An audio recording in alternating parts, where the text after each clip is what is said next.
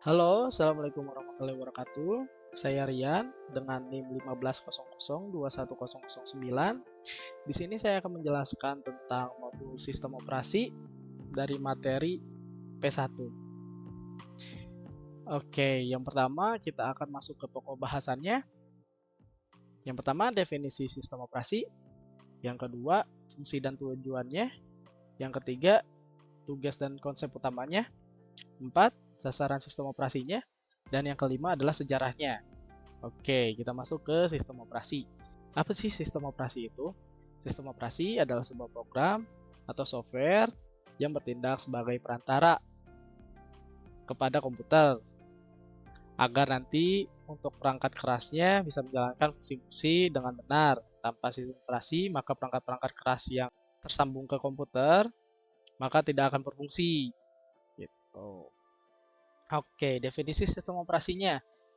Definisi itu dia yang pertama adalah dari komputer ini dia ada sistem operasinya, masuk ke program aplikasi yang ingin digunakan atau misalnya yang membantu kinerja sistem operasinya, dan kemudian dari program ini dia masuk ke pemakai yaitu kita. Nah, dari komputer ini dia akan membaca elektroniknya yang terhubung ke komputernya, lalu diterjemahkan oleh sistem operasi. Kemudian sistem operasi ini diterjemahkan juga oleh si program aplikasi ini agar bisa terbaca oleh si pemakai yaitu usernya sendiri yaitu kita. Tuh. Oke, untuk sistem operasinya sendiri ada banyak macamnya. Yang pertama ada Windows yang sering kita pakai dari PC, laptop, dan juga ada Linux juga sama, dan juga ada Mac dari produk Apple, dan ini Android. Android itu dia kebanyakan ada di handphone. Oke, fungsi-fungsinya. Nah, di sini dia ada input device dan ada output device. Nah, input device ini dia untuk perangkat yang dimasukkan ke komputer, kemudian dari komputer akan dibaca dan akan dikeluarkan menjadi output device, yaitu misalnya kita akan memasukkan mikrofon. Nah, nanti si komputer akan mengeluarkan atau misalnya memasukkan suara kita ke dalam si komputer tersebut ataupun monitor. Nah, dari CPU, dari PC si komputer, nanti akan diterjemahkan menjadi sebuah gambar visual. Seperti itu. Fungsi dan sistem operasi. Nah, fungsinya sistem operasi juga berfungsi sebagai penyedia layanan bagi pengguna sehingga memudahkan dalam menggunakan komputer dan gadget.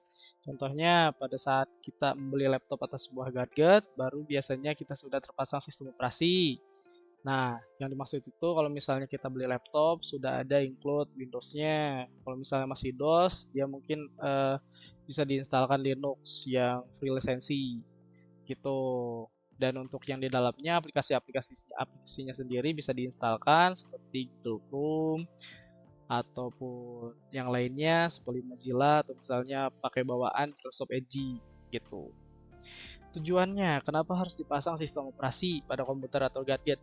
Soalnya kalau misalnya nggak dipasang sistem operasi, si komputer tersebut tidak akan berguna. Kenapa? Karena sistem operasi itu yang membaca kode-kode komputer dari perangkat kerasnya menjadi sebuah kode-kode numerik yang akan diterjemahkan oleh si sistem operasi tersebut. Nah, contohnya seperti ini. Kita user kan bahasa kita misalnya kita pakai bahasa Indonesia karena kita di Indonesia gitu. Kalau enggak kita pakai bahasa universal itu bahasa Inggris. Nah, komputer sendiri dia tidak tahu bahasa itu. Jadi mereka cuma tahunya 0 sama 1. Nah, dari situ diterjemahkanlah dengan sistem operasi. Bisa pakai Windows, bisa pakai Linux, bisa pakai macOS. Kalau untuk Android bisa pakai yang tujuan yang di handphone. Gitu. Oke, tugas utamanya apa? Nah, untuk mengelola sumber daya yang terdapat pada komputer dan gadget. Mengelola sumber daya. Ini hardware-nya, misalnya mouse, keyboard, monitor, printer, speaker, headphone. Nah, untuk software sendiri ada berbagai macam yang dibutuhkan. Misalnya Mozilla Firefox, juga ada juga untuk editing-editingnya. Akses perangkat dimasukkan atau keluarkan. Nah, dimasukkan itu kita akan memasukkan perangkatnya, perangkat kerasnya, keyboard misalnya kita akan masukkan ke PC, kita colokkan. Nah, nanti kita bisa mengetik lewat keyboard itu, nanti akan dikeluarkan oleh komputer berbentuk visual di monitor. Nah, untuk joystick juga sama. Untuk web kamera, kita masukkan perangkat kerasnya, kita lihat, nanti akan dikeluarkan menjadi media. Gitu. Tugas utamanya bisa untuk mengakses berkas-berkas yang sudah terjemahkan juga. Untuk keamanan sistem bisa juga untuk mendeteksi dan memberikan tanggapan. Nah, pada setiap aktivasi yang dilakukan oleh pengguna, misalnya kita sedang mengupload file, maka akan diberikan tanggapan sudah berapa persen. Nah, itu misalnya kita memindahkan suatu data atau misalnya mengupload. Nah, nanti di situ kita akan diberitahukan oleh sistem operasi berapa persen lagi, atau misalnya sudah berapa lama lagi, atau misalnya sudah berapa segimana yang kita transferkan ke tujuan kita gitu. Tugas utamanya ada juga buat angkuting. Nah, ini sistem operasi juga bertugas menghitung proses-proses yang berjalan. Ini dari task manager gitu. Konsep utama sistem operasi. Jadi, konsep ini adalah istilah-istilah yang digunakan dalam sistem operasi agar nanti ketika disebut atau dibahas kita memahami apa maksud dari kalimat atau istilah-istilah. Nah, ini dari proses. Ini diambil dari task manager juga. Proses ini adalah pada dasar program atau software yang sedang dieksekusi atau sedang aktif, yang sedang berjalan. Tujuannya hal ini difasilitasi oleh sistem operasi. Jadi kita tahu apa saja yang dijalankan oleh sistem operasi. Oke, file. File adalah sekumpulan data yang terkumpul saling berkaitan sehingga nanti menjadi suatu informasi bagi pengguna. Dan file banyak sejenisnya yang terdapat pada sistem operasi. Ini contoh filenya kayak misalnya Word, Excel, PowerPoint, Skype, Outlook, TeamSpeak, Team, OneNote, dan lainnya, ada OneDrive dan lainnya. Konsep utama sistem operasi, sistem lokal, adalah instruksi tambahan yang disediakan oleh sistem operasi yang menjadi penghubung antara pengguna dengan program yang dipakai. Misalnya, kita menggunakan Microsoft Word, kita akan menggunakan keyboard, kemudian menggunakan mouse. Jadi sistem operasi tersebut menyediakan instruksi yang kita gunakan. Jadi kita bisa memakai keyboard dan juga untuk menggerakkan kursornya kita menggunakan mouse. Itu sistem program. Program ini adalah aplikasi atau software yang disediakan oleh sistem operasi, baik itu bawaan dari software, sistem operasinya maupun yang kita tambahkan. Jadi yang bawaan itu misalnya dari semua sistem operasi itu ada untuk pencarian di internet gitu, maupun Safari dari macOS atau misalnya dari Windows dia ada Microsoft Edge gitu. Itu bawaannya. Sasarannya. Nah, sasarannya apa sasaran penerapan sistem operasi pada komputer dan gadget? Faktor kenyamanan. Kenapa? Karena dari awal tadi kita sudah bahas, komputer itu tidak kenal bahasa manusia, tidak mengerti dengan perintah yang disampaikan.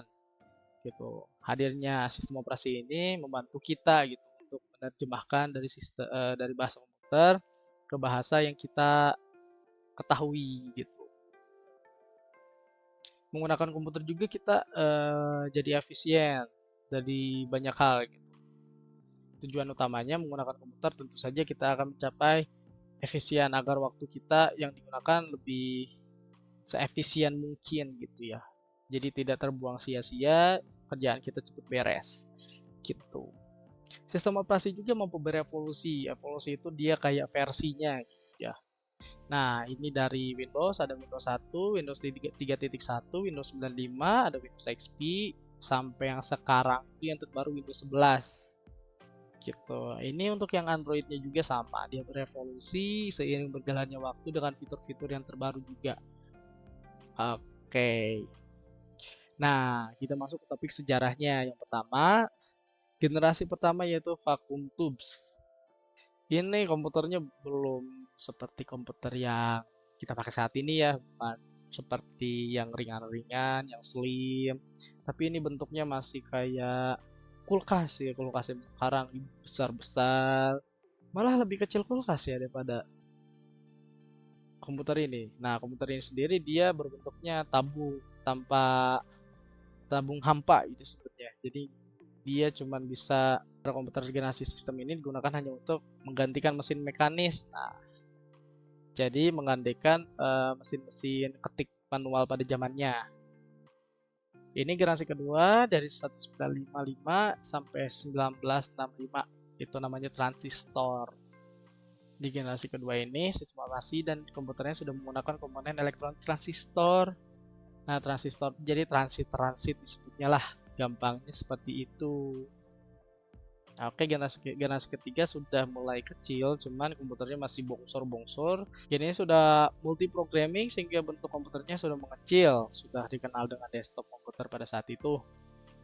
Nah, multi programming itu dia sudah ada RAM-nya gitu. Jadi sudah bisa multitasking seperti kayak gitu. Ini ada spooling juga, spooling ini membuat beberapa perangkat itu bisa diakses secara simultan, jadi secara bersamaan. Biasanya seperti itu. Time sharing, jadi dia bisa sharing dengan sesama yang online gitu, sama yang terhubung dengan pada zamannya pakai kabel, bisa kayak gitu. Nah, ini generasi keempat, generasi kita saat ini personal komputer gitu, yang udah agak mendingan, dia udah pakai sistem GUI juga, jadi lebih enak dipakai oleh user seperti kita, memudahkan gitu. Dan ini sudah dikenal dengan nama personal komputer, jadi generasi ini sistem operasinya sudah mampu bekerja dalam jaringan. Nah, jadi di sini tuh dia udah bisa terkoneksi internet seperti itu dan juga sudah multitasking gitu. Nggak seperti zaman dulu, cuman lebih canggih yang sekarang. Soalnya generasi yang sekarang kan dia udah generasinya laptopnya udah ada tipis-tipis, layarnya udah ada lumayan banyak dan juga kecepatannya juga mantap lah, cepet banget gitu ya. Nah, segitu dari saya untuk pembahasan sistem operasi ini. Mohon maaf bila ada kesalahan kata. Jika ada yang ingin bertanya bisa di komen. Baik, sampai segitu saja dari saya. Saya Rian, pamit undur diri. Assalamualaikum warahmatullahi wabarakatuh.